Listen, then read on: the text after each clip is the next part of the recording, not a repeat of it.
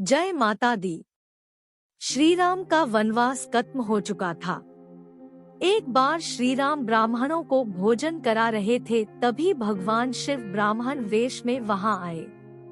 श्री राम ने लक्ष्मण और हनुमान सहित उनका स्वागत किया और उन्हें भोजन के लिए आमंत्रित किया। भगवान शिव भोजन करने बैठे, किंतु उनकी क्षुधा को कौन बुझा सकता था। बात ही बात में श्री राम का सारा भंडार खाली हो गया। लक्ष्मण और हनुमान ये देखकर चिंतित हो गए और आश्चर्य से भर गए। एक ब्राह्मण उनके द्वार से भूखे पेट लौट जाए, ये तो बड़े अपमान की बात थी। उन्होंने श्री राम से और भोजन बनवाने की आज्ञा मांगी। श्री राम तो सब कुछ जानते ही थे। उन्होंने मुस्कुराते हुए लक्ष्मण से देवी सीता को बुला लाने के लिए कहा। सीता जी वहां आई और ब्राह्मण वेश में बैठे भगवान शिव का अभिवादन किया। ऐसी ही ज्ञान भरी कहानियां सुनने के लिए हमारे इस चैनल को सब्सक्राइब जरूर करें और वीडियो को लाइक करना ना भूलें। श्री राम ने मुस्कुराते हुए सीता जी को सारी बातें बताई और उन्हें इस परिस्थिति का समाधान करने को कहा। सीता जी अब स्वयं महादेव को भोजन कराने को उद्यत हुई। उनके हाथ का पहला ग्रास खाते ही भगवान शिव संतुष्ट हो गए। भोजन के उपरांत भगवान शिव ने श्री राम से कहा कि आकंठ भोजन करने के कारण वे स्वयं उठने में असमर्थ है, इसी कारण कोई उन्हें उठाकर शैया पर सुला दे। श्री राम की आज्ञा से हनुमान महादेव को उठाने लगे, मगर आश्चर्य, एक विशाल पर्वत को बात ही बात में उखाड़ देने वाले हनुमान, जिनके बल का कोई पार ही नहीं था, महादेव को हिला तक नहीं सके। भला रुद्रावतार रुद्र की शक्ति से कैसे पार पा सकते थे। हनुमान लज्जित हो पीछे हट गए।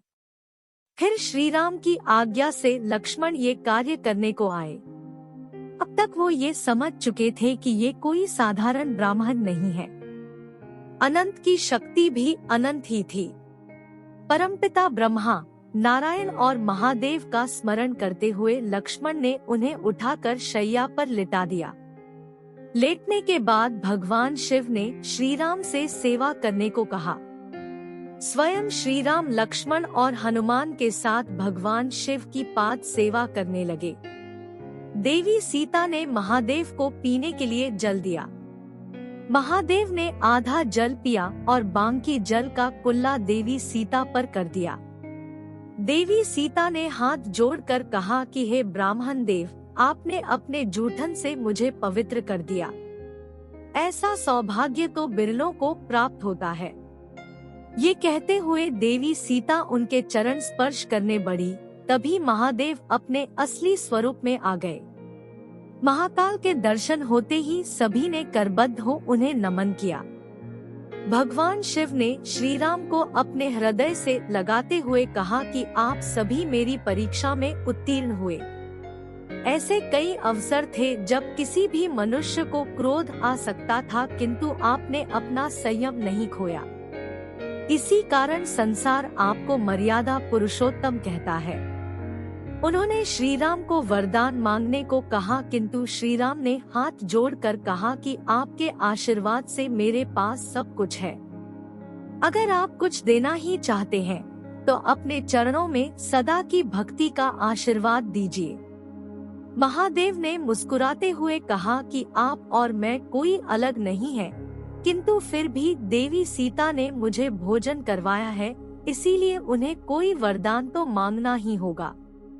देवी सीता ने कहा कि हे भगवान, अगर आप हमसे प्रसन्न हैं, तो कुछ काल तक आप हमारे राजसभा में कथावाचक बनकर रहें। उसके बाद कुछ काल तक भगवान शिव श्री राम की सभा में कथा सुनाकर सबको कृतार्थ करते रहे।